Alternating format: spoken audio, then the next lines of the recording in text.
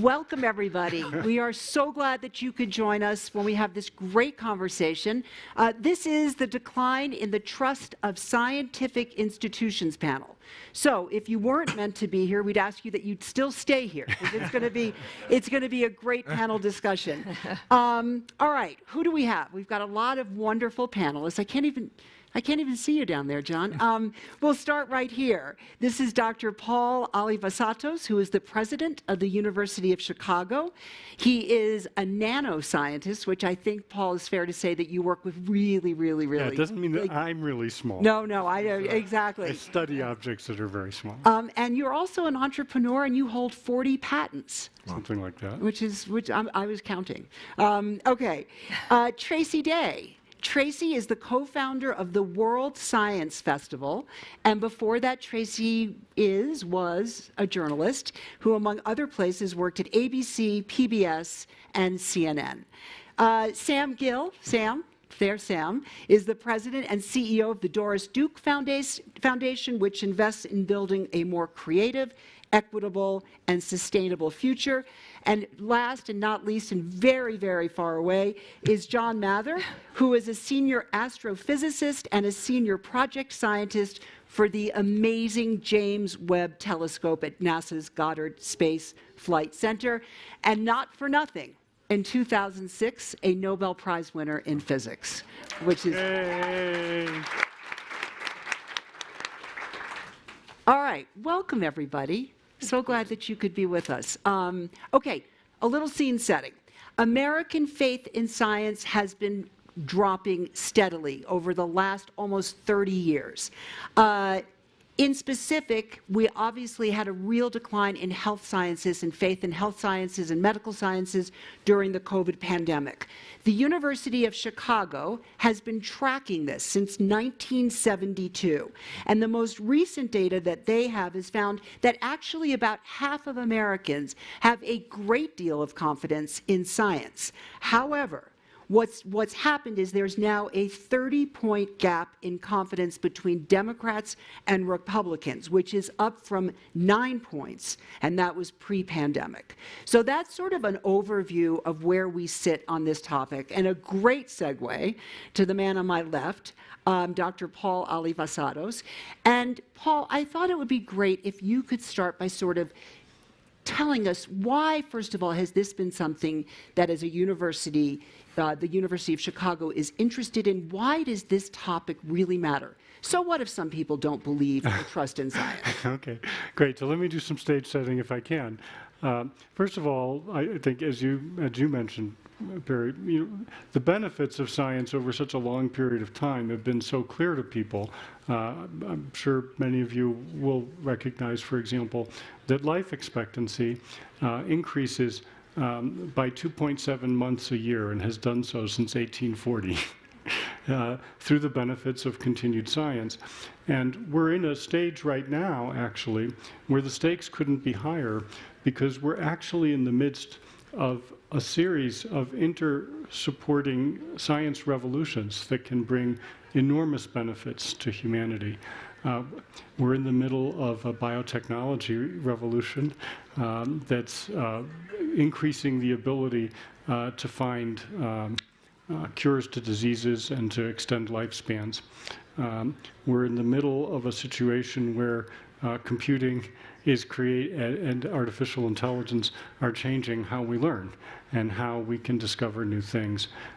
One topic that's very important to the University of Chicago is we're in the middle of the ability to control quantum information systems. That's a very nascent development, but it's going to change things dramatically. So if you look at those things, you can see how maybe the impacts are becoming so large that the potential to change people's lives, our sense of what is self, our sense of what is the mind, even our sense of nature, are all being altered by the developments in science.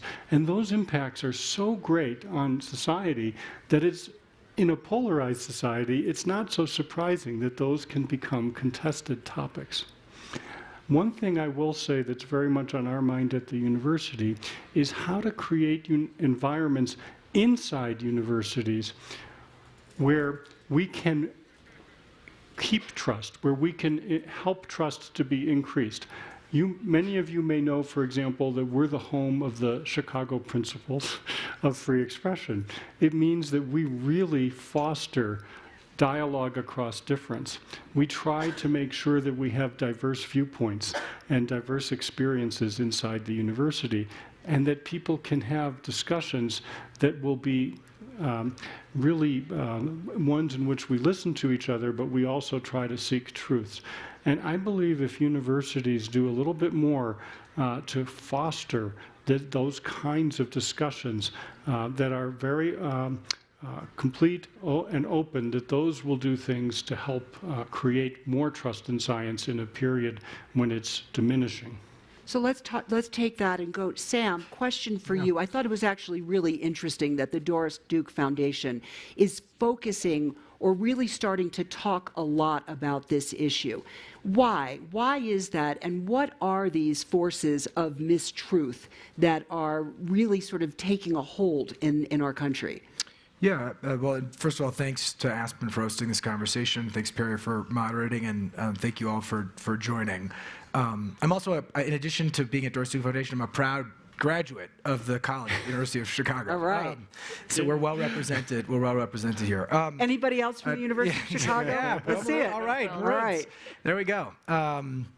At Doris Duke Foundation, we're probably one of the leading independent funders of career support for physician scientists as a way to accelerate progress toward cures for diseases. So we care powerfully about the kinds of contributions that Paul is speaking to.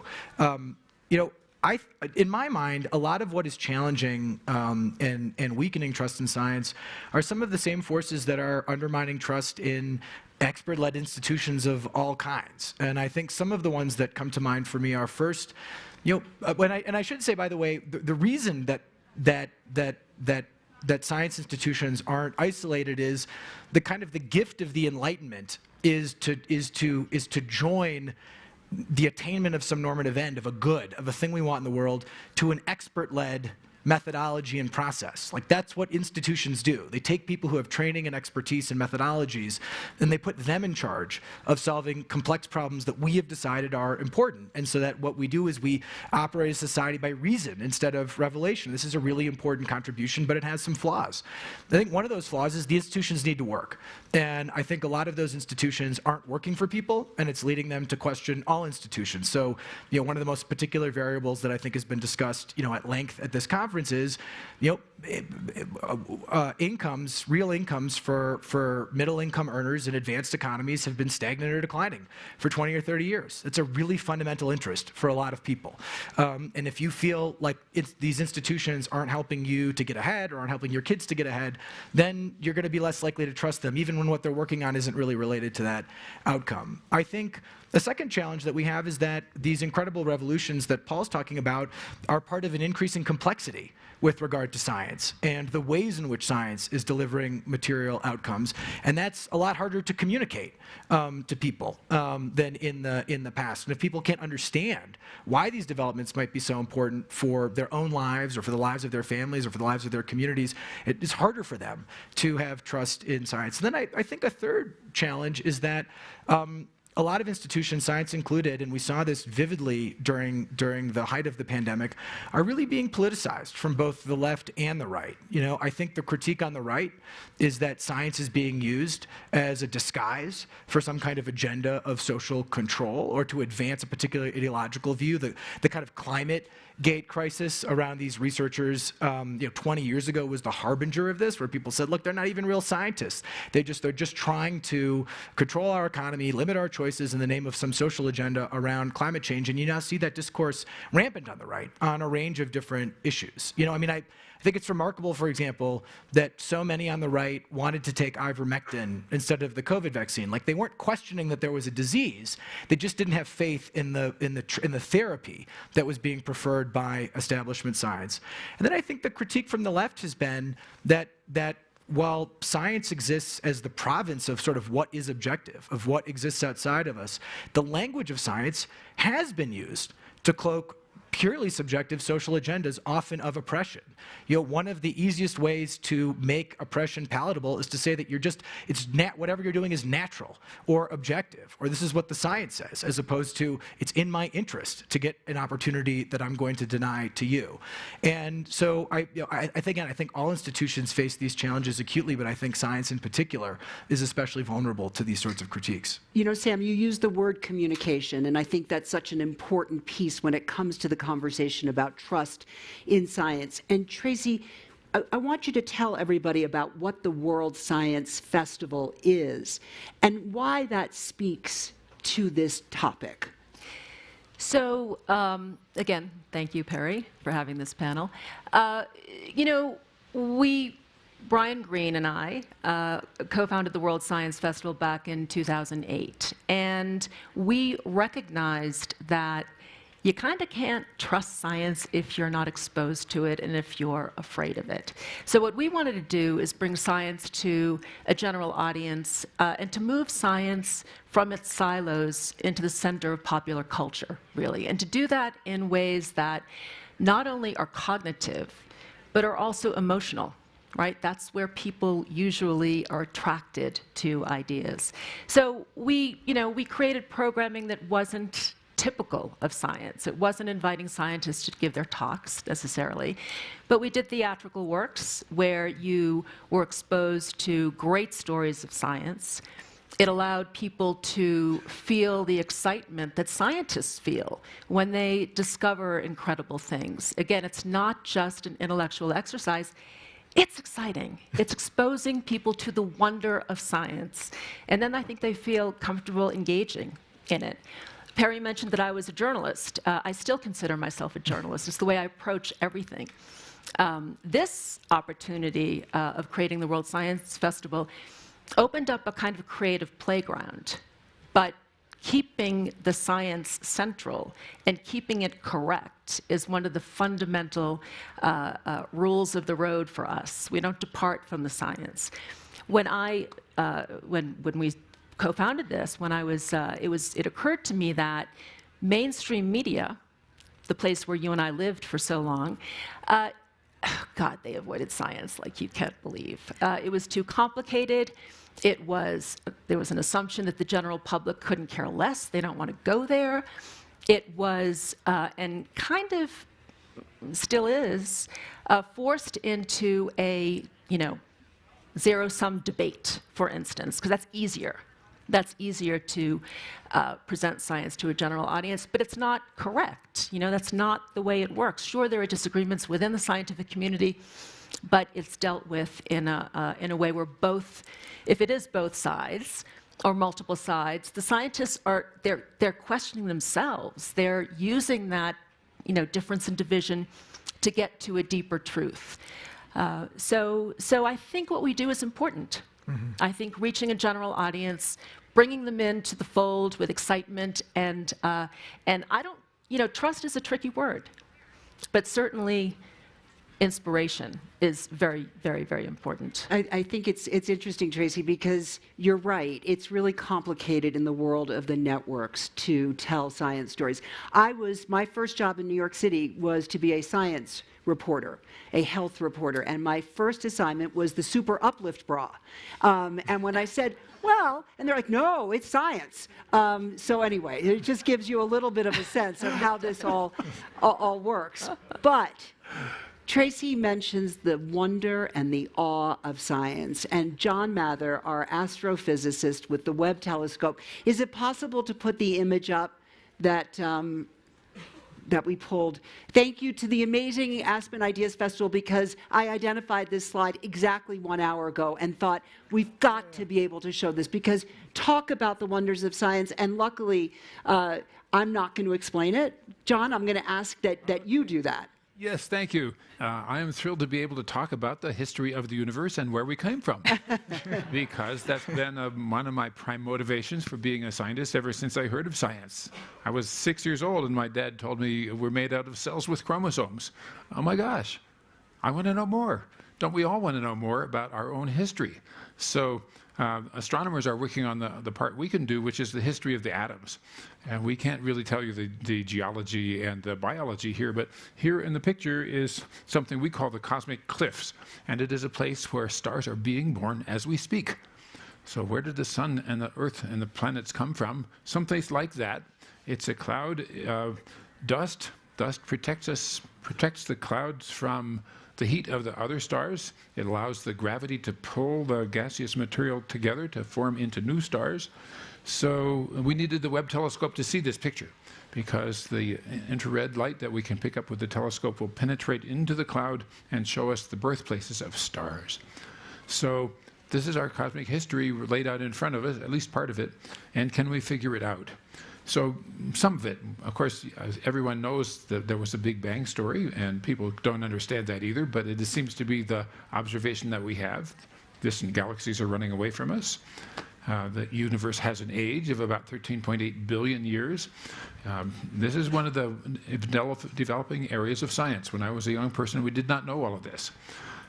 We didn't have the technology, we didn't have the observations, and we had competing theories. There was a thing called the steady state theory that might have explained it, but it doesn't. So anyway, there's a capsule story of where did we come from right in that picture. Many more pieces of the story, but anyway, that's the joy of being a scientist, to work on the biggest questions. Where did we come from? How far can we go? How does it all work? And we do try to reach the public, and we have beautiful pictures, and You that do helps. an incredible job reaching the public, and the images, and I think I can say this on behalf of everyone, have delighted.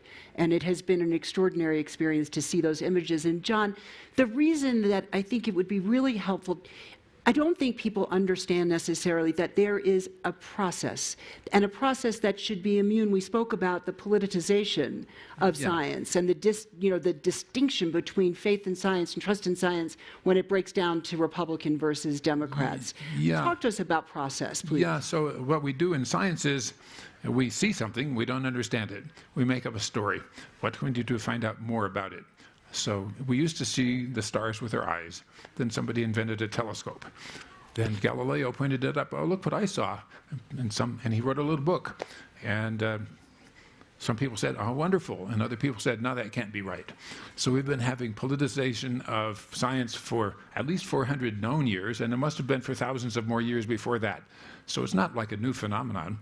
We discover something that matters immensely to people, and somebody says, no, that's not right. So then what do? Well, we keep on going. We observe something new. We make up some more experiments to try. We do them, make more observations, and gradually it sifts out over decades sometimes. So it took us a long time to get from the idea of the expanding universe to the stories that we can tell you today that have all the numbers in them. So it's a sort of self-correcting process. And you might not picture it this way, but I'm highly motivated to find a mistake of my own work. I get paid if I discover my own mistake, and I can publish another paper about my mistake. So I actually had to do that once. So it's not impossible. I'm not that great at algebra. So I don't believe that. yeah, No. I really did have to fix my algebra in print. So it's a self-correcting process, and we are motivated to do that. So nothing motivates a scientist more than to say, I'm going to figure out that those other guys are wrong. And so we're at it all the time. And so part of that is the kind of a source of distrust that people might see in science, because they think, well, haven't they figured it out yet? But actually, it's a decades or centuries long process of figuring it out. And if you take a snapshot, you say, there's this and there's the another idea. And it'll take us a little while before the one of them wins. And so it's natural for us to have disagreements.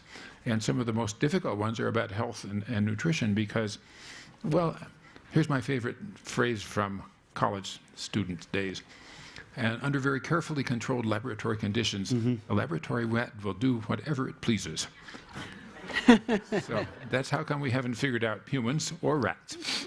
All right, on that note, I'm going to come back here. And Paul, I want to ask you, because as we sort of have this sense of what the mistrust is, what are the implications of this? And it sort of feels to me, at least, that you're at ground zero as the head of a university. And there's been a lot of talk about the brain drain. And are scientists going to leave the United States because there's a lack of support or a lack of perceived support? And I'm curious how you're experiencing that and what are the implications of all of this? Oh, golly. Well, I don't think that we're going to, it's still the case today that actually we have brains coming into the United States because it's the place where people are welcome. That's, of course, a core asset that the United States has, which if we want our science to be healthy, we better keep that. It's essential. But let me give a little bit of a feeling of the ground zero aspects. And you know, John, you were just mentioning the Galileo, you know, the reason it became such a contested topic is because it really mattered to people. It changed their conception of how they fit inside the universe. And I want to just emphasize to people here how much what's happening in science right now is the benefits that it's going to bring. When that COVID vaccine was created, it was an astonishing moment that was the culmination of decades of investment in understanding the building blocks of biology, in doing the Human Genome Project, in understanding structures of proteins, in understanding how cells work at the deepest level. Decades of work on that. But at the outside of that, look at what happened. A code was read in one part of the world, and in another place, computers were used to design the sequence of the mRNA vaccine, which then worked better than any vaccine in history. Think of that as the moment when biology went from reading to writing. It's going from the level of understanding components to being able to actually do things in a more consistent and determined way. And that's a little bit was so striking when we saw the new computation tools with the AI tools, allowing suddenly the tools to do correlative work that would help us to answer questions in ways that we hadn't expected to be there before. It's the culmination of decades of work in the information technology and computation and mathematics and statistics and many other fields. So we see these revolutions that are happening through patient investment over a long period of time. And that's what's at stake here. We don't want to lose that under any circumstance. One more comment I'd like to share is just, for example, the topic of climate came up as being one where there's a huge contestation because of the implications. Switching all of energy has enormous implications for so many things in society, and it also has implications for how we really think about ourselves in the world. And so it is contested. And so as an example, recently at the University of Chicago, we made a decision to add a new program in essentially applied geophysics that will look at interventions like so-called geoengineering or the ability to alter the acidity of oceans and so on. More interventionist kind of climate work. And that's very controversial at this moment, actually. So we're going to invite people of extremely different points of view to really debate those things as intensely as possible. I still come back to the belief that if universities do a good job of fostering dialogue across difference inside them and of really opening themselves up to the possibility that they might be wrong, that experts might be wrong at every turn, that will give us credibility. And if we fall away from that, and for example, a community of scientists decides that, this is the way it is, and everybody's got to agree now because that's how we've all agreed, then we'll lose credibility immediately. So that's my read of the situation. So let's talk, Tracy, a little bit more about this communications piece, because it's clearly something that everyone is dealing with. And we all know that social media has changed the equation for all of this, because all of a sudden you can find opinions that suit anything that you're thinking about. If you don't believe in the vaccine, you can find that. If you believe in it, you can find that. It doesn't matter. And we're being bombarded by that. And getting back to the Super Uplift Bra, being very serious, is that was a way to tell what they felt was a science story because it sold and it was sensational. And also want to point out it was a long time ago. But anyway, talk to us a little bit about the communications as a journalist from wearing that hat. What role do we play, and I count myself in that same category, in terms of miscommunicating or discommunicating, and how can we do better? Well, one thing is to listen to the scientists, give them the platform. TV has this habit of finding the talkers. And sometimes the talkers are not very deeply knowledgeable about a given topic. That's a trap. That's a big trap. Journalists are not experts in the field, and sometimes they're made to be that. They're commentating about a breakthrough in science on national television. What's the saying? Don't let the facts get in the way of a good story? Exactly. Right. Exactly, which is terrible. It's terrible. I will say that if you look throughout history, back in the late 1700s, early 1800s, scientists were out on the city square. Michael Faraday, folks who realized that it was part of their job. They had to speak to the public. They had to communicate to the public.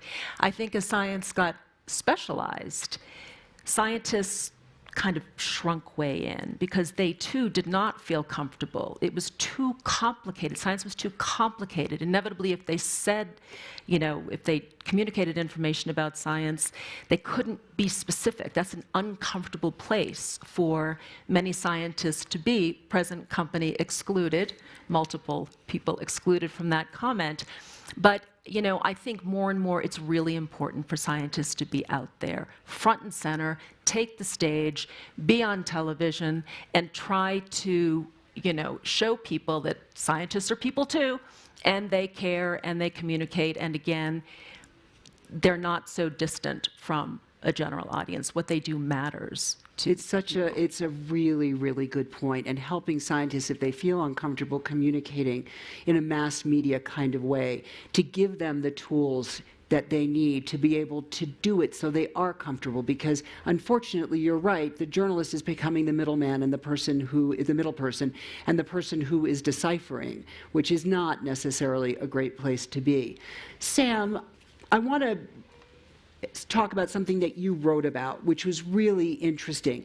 The talking about and acknowledging the imperfection in science, that the imperfections are an inherent part of the scientific process, and it's something that John referred to, and that science is part of the human experience. There are mistakes made, there are problems, and acknowledging that is important. Tell us about that, about your writing. I think there's two levels to that. I think one is, as John really eloquently articulated, the premise of Enlightenment objectivity is that it's a process of continual improvement. Our ability to detect improves, our methods improve, and so we're always correcting our mistakes. And it's not teleological, it's not towards some end, but that there's sort of no limit to progress that we can make. The reality is, it's very difficult for individual human beings whose status is tied up with some accomplishment or some discovery to actually internalize that ethic. So I think that's one problem that you have, that individual scientists or individual science institutions themselves may have trouble embodying that spirit of improvement and really committing themselves to it zealously to see that that's the thing they're there to do. I think the other challenge is, COVID was obviously a very vivid demonstration of an enduring truth, which is that even if the thing that science is trying to find is objective, the process of science can never be purely objective because we're subjective, we're subjects. And we introduce our biases into what we do, we introduce our assumptions into what we do. Sometimes they're explicit, sometimes they're sublimated, and we call them implicit. And again, I think all institutions when confronted with their human fallibilities, tend to retreat into their method. And because the scientific method is so bound up with what's objective, I think that it can be even more insular, and it can be an even more profound retreat. And so, I think what's the answer to that? I mean, I think the answer to that is that science should see these critiques not as an assault on science, but as an effort to make science better. We're really honored at Doris Duke Foundation. One of our trustees is Dr. Anthony Fauci, sort of the avatar of science communication over the past few years. And before he was famous for COVID, one of the things that he was really famous for was helping the biomedical research and funding establishment in government and in the private medical enterprise to really figure out how to talk to gay communities that were suffering because of the HIV/AIDS crisis. And it is true. It is true that there are some features of HIV/AIDS biologically that made it, that really challenged systems of drug approval and drug design. It's also true that stigma with regard to gay people was contributing to that inflexibility. And it's true even beyond that, that once what we would now call the lived experience of gay communities was included in the science, we were able to address the AIDS crisis not just through scientific technology like medical therapies, but through education, through community organizing, through all of these things that we used to not think of as science. And now increasingly, I think appropriately, we do think as part of the application of science in our society. Yeah, Anthony Fauci, incredible, really started his career in so many ways. The big was the HIV/AIDS and ends it with COVID. It's really two extraordinary epidemics. And it really speaks back to this communications and education. And hi, John, I'm sorry. But nice to see you. And curious, let's talk about the education piece. So much discussion about STEM and STEAM and bringing young people into the scientific fold, something NASA is devoted to. Can you tell us a little bit about that? Yeah, sure. Well, we see that our scientific results, the pictures that we showed and the stories that we tell are very attractive to young people. People say, I saw that on TV. I want to know more about it. I want to be a scientist. So that's part of our recruitment process for all sciences. If you want to start with astronomy and then learn geology and biology, sure, please join us. We have the coolest things to do. We can build the most amazing projects, launch things into space, and it draws kids in. It's like a obvious secret. So that's one of the reasons I do what I do. I so much love to talk with the public and say what we did and how we did it. And please join us. So please more. And working through the Science Festival is a great pleasure because we get to do it that way. Working with science museums, they make beautiful exhibits and people learn in a different way. It's a low-stress way of learning. It's not like we know the right answer and here it is. It's more like, come play with our exhibit. Kids come and they play. They learn from doing in a way that we adults tend to forget. Learning from doing is even better than learning by being told about it. So, and being facile with science at such an early age must be sort of protective against the distrust of science. Yeah, I think it is. And by the way, not to forget that TV has recruited scientists. When the Big Bang Theory TV series went on, the New York Times said we doubled the enrollment in physics classes. Wow. Can you imagine? Unbelievable. So That's incredible. Anyway, TV has a different way of reaching us that's it's not about instructing, it's about isn't this inspiring and cool? So the more of that. Tracy, did you want to add something? I did, just to speak specifically about John's involvement in the World Science Festival over the years. In 2010, I believe, we just fired up a New York City park, Battery Park, for those of you from New York. And we had the replica of the model, I should say, of the James Webb Space Telescope. NASA came in force. John was there, multiple, administrators of NASA, educators. It was unbelievable. We had stargazing. We brought telescopes and people who could describe what was happening. It's a little cloudy, so people would basically shoot their telescope into the apartment building. So that didn't quite work, but we did that better the next year. But it was really, the excitement was palpable. And, as John said, kids, spectacle is a good thing if it's done the right way. It's a wow. And for kids who are sometimes beaten down in school with kind of killjoy classes that are about memorizing, to see that this is science changes everything. It is, and it is such a wow. Science is a wow.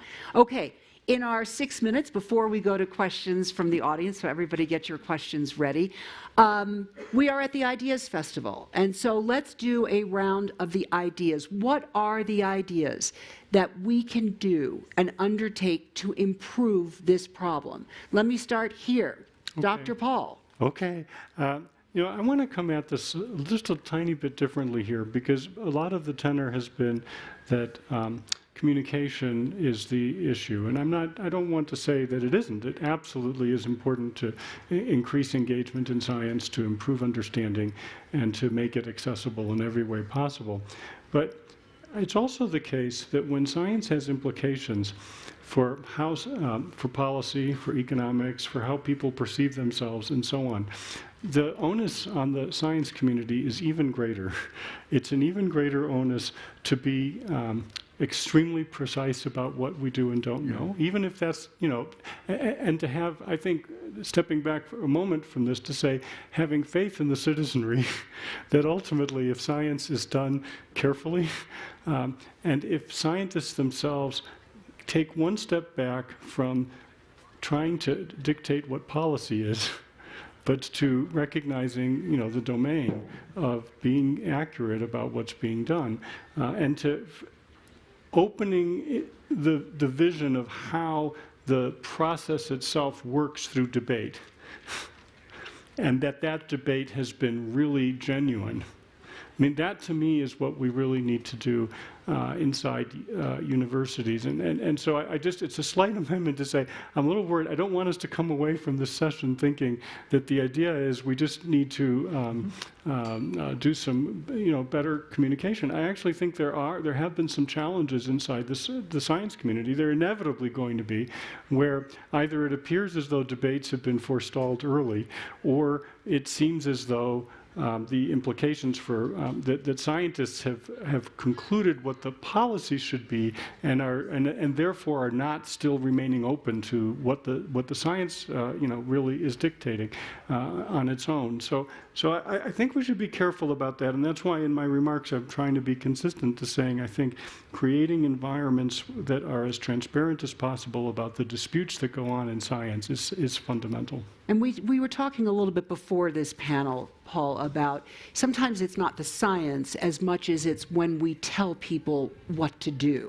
that you get the biggest pushback. Sure. Absolutely. All right. Yes. Yeah, I got to work on the National Academy's book called Framework for Science Education Standards. And we had to restrain our fellow scientists from writing down that the sky was falling, and that we should teach the children that the sky is falling. Right. I said, we have to teach them that we can fix things. And so it was even at that level of what are we going to teach the kids? It was science policy was trying to creep its way into the science. And I thought, we got to stop that. So I think we did. So we do teach people about climate change, but I think we should refrain from saying, do this about it. Because unfortunately, a lot of the prescriptions people have been giving were basically wear a hair shirt and suffer. That's not very popular, and also doesn't work. So since then, we've been able to see that dramatic changes have happened very quickly, as now you can buy a battery car, and you couldn't 10 years ago, not really. So anyway, dramatic things happen very quickly while other people are worrying. And we should just remember progress really can happen, and so we should not try to prescribe all of those things by making policy when it shouldn't be made yet. Okay. Sam? Sure. What can we do? A quick one and then a longer one, but both hopefully. All right, and just be cognizant of time, Yes, because I want to make sure we get to questions. The quick one is we should keep investing in science. We're actually seeing real declines in public and private investment in fundamental, particularly in basic science and fundamental discovery, and that will be bad. That will be a vicious cycle, and we'll lose all of the good things that we're talking about that scientists can do and that other institutions can do. I think the other one that we've been involved in at Doris Duke is I think people trust institutions that they see themselves in and that they feel are accountable to them. And the hard sciences in particular suffer from a huge representational diversity problem that hasn't improved as much as it needs to and should, and that's been too sclerotic. We at Doris Duke we worked with the White House in December to have the first ever White House Summit on equity in STEM, and launched what's now a 100-organization coalition called the STEM Opportunity Alliance, run by the American Association for the Advancement of Science, that's mobilizing $1 billion to attain an equitable STEM by 2050. This is something that science institutions can participate in. This is something that other institutions can participate in, and that's going to help us to realize all of these incredible, as widely as possible, all of these incredible benefits that science will produce. Tracy, what can we do? Well, I'm singing the same song here a little bit, but You can I sing think it again. we still, I think that figuring out creative ways to bring scientists in front of the general public, and also to encourage scientists, I think, to not deviate from the integrity of what they're doing. But you see now that when scientists are willing to engage in a more expansive discussion, the perhaps unintended consequences, the potential future dangers, they're speaking from a position of knowledge. And I think that having that conversation in front of a general audience is vitally important. Yeah. That's one thing that I think would be helpful. Okay, your turn. We're going to ask that you have a microphone because we are recording this. So let us start right here in the front row, and we'll jump around. And please state your name if you can. Sure. Hi, my name is Duthi Arya. I'm currently 17 years old, and I'm here representing the Bezos Scholars Program, where the Jeff Bezos Family Foundation actually helps fund students to come and attend the Aspen Ideas Festival. And I also want to go into a med track, so I just want to say thank you so much for everything that you guys are speaking on today. But I also had a question which you guys briefly touched upon. You guys mentioned social media a little bit, and social media greatly works on extremes. And I strongly believe that I'm just curious, what can the youth do to help limit the amount of misinformation aside from actually being a part of science? What can we do to help limit what is happening on social media in the spread of misinformation and toxic information that is actually dehumanizing the science field? The world is in good hands. Thank you for that great question. Could I speak to that? Yeah, go for it. Yeah, that was great. Thank you for coming to this. It gives me a lot of hope that you're here learning and hopefully challenging and critiquing and reimagining. I was watching Gilligan's Island reruns when I was 17 this time of year. It worked out, but maybe it could have been better. But I really appreciate that question. I used to work at the John S. and James L. Knight Foundation, which is one of the larger independent funders of journalism in the country, and we struggled with this. I think there are really big structural issues that you talked about, which is, to some extent, the currency of contents on social media is to challenge the idea that there is authority over information.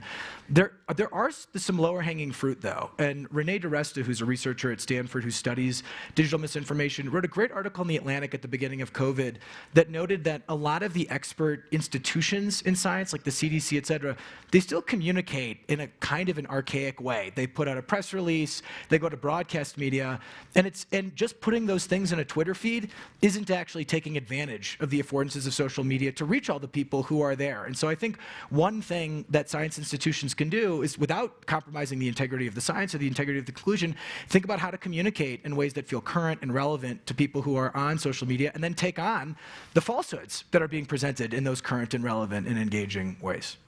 Great. Right over there. Thanks. Just by way of context, I've been a scientist for 50 years. I wrote my first research paper about 50 years ago. I have held senior positions in academia, in government, advisory positions in industry and government. And I'm very sad to say I have lost faith in at least one of our scientific institutions, having seen it from the inside, and that is the assessment reports that the UN and the US government produce on climate science. I have seen the way in which those reports are spun to persuade rather than inform, the way that they're packaged demonstrably for decision makers to induce certain actions, and sadly, no offense to the journalists, the way the media. Can I ask can you just state your question, please? And I apologize, we just don't have a lot of time. All I have is a comment. I'm really saddened that this has happened, both for the integrity of science, for the misinformation, and the fact is, I don't know what to do about it. All right, we appreciate your comment. Thank you. Let's go to the back.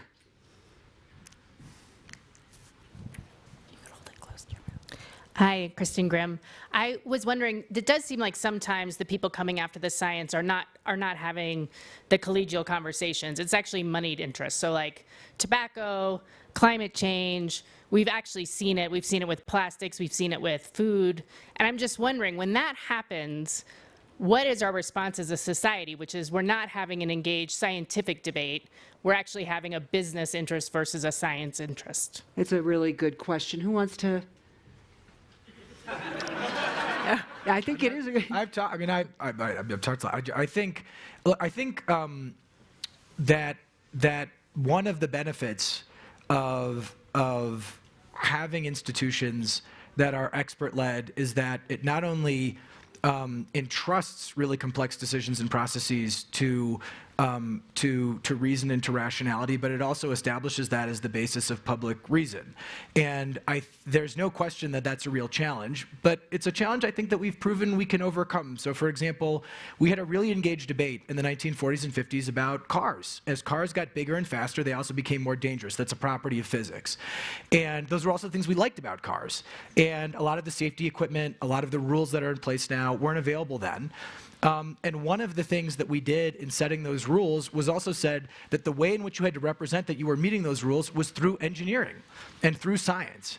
And so automakers have to hire actual scientists to implement those systems. There can be real debates that are happening in those institutions about how to represent that information. That information in science doesn't always win out, but I think it's an important victory that it's actual scientists that have to be in those roles, and that the results of those decisions have to be evaluated by agencies on a scientific basis. And the question is, how do we apply that kind of model to the places where we're seeing less scientific information being used as the justification for a particular position or decision? Can I also just jump in? I don't doubt that those things have and do happen, and it's part of, in the world of politics and economic interests, lots of things happen, and in democratic societies, we have our ways for trying to work those things through. I will say that, in my view, in a university today, for example, I think that it behooves us to become what I would say is a little bit more porous and interactive, to be places where the work that's going on invites in nonprofits, invites in also corporate, research and so on. And some of that work can be done cooperatively. Some of the work can be done with transparency across those boundaries. Because ultimately, for the vast majority of businesses, by aligning with accurate science, their market opportunities are going to be much greater. So yes, there's going to be lots of ups and downs, as there are in society when interests are at stake. But I think for us to keep a science process that has integrity, but to open it up to partnerships with other parts of society, will help society to get to better answers more quickly. Question over on this side, right there. There you go. Hi, this is Joe from Burma. I am one of the festival fellow. So I think one of the limitations science has, it focuses so much on empirical evidence, what we can see and hear and touch, so that sometimes one questions like, when you dissect a brain, all you can see is neurons, and then where is consciousness? It's very difficult for us to, defend a science, and then it become a very good entry point for political agendas or religious opportunities or even flat earth enthusiasts, So my question is, how do we, as a defender of science, how do we, handle the situation, and how do we, fix, how do we advance? Yeah. Thank you. I mean, as you say, it is like the onset of science is the notion that logic, reason, evidence, and rigor will carry the day over authority, tradition, or dogma. I mean, that's the scientific method. I mean, it's built on that, and it's focused on questions that can be empirically observed in order to be able to apply those methods.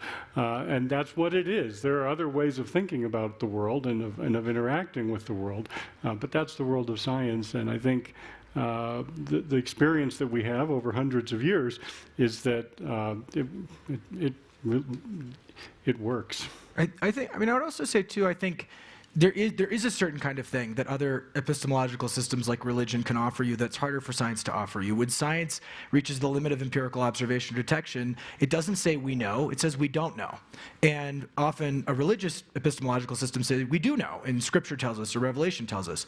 But just because science isn't religious doesn't mean it can't be spiritual. And I think one of the exciting things about the James Webb Telescope is, like, for my wife and I, like, it gave us that spiritual feeling about what we know and we don't know. Like, what's beautiful about that image is it both is illuminating a thing that we now know or can see, and it's illuminating all we don't know about what's happening in that cloud. And so that might be enough. I mean, your question, I think, is a good one, which is, how can we scratch some of the itches that people, just as people need to scratch, as human subjects need to scratch, even if science itself can't scratch those itches in the same way that other sorts of competing systems can. Yeah, and I wanted to add that what we're bumping up into is the sort of distinction between what we've discovered and what we think we know and what we're going to do. The idea of choice and action and what am I going to eat and what am I going to drive and where am I going to fly? How am I going to inspire the next generation? This is all a completely different subject from what do we know, what's in the picture about the Webb telescope images and where did we come from. That's a whole other subject. And so I think we should sort of recognize that it's a distinction, and we shouldn't be too angry that people are upset that they haven't figured out the same answer to what they're going to do as other people have. So public policy and choice is really different from knowledge. On that note, we are out of time. I would encourage you, if you have questions, maybe some of our panelists can stick around, but I do want to take a moment to thank our incredible panelists, starting down at Dr. John Mather, our Nobel laureate, astrophysicist, Sam Gill, President and CEO of the Doris Duke Foundation. Tracy Day is the co-founder of the World Science Festival, as well as a journalist, and Dr. Paul Alivisteros, the University of Chicago president. Thank you, everybody. Have a wonderful day filled with great ideas.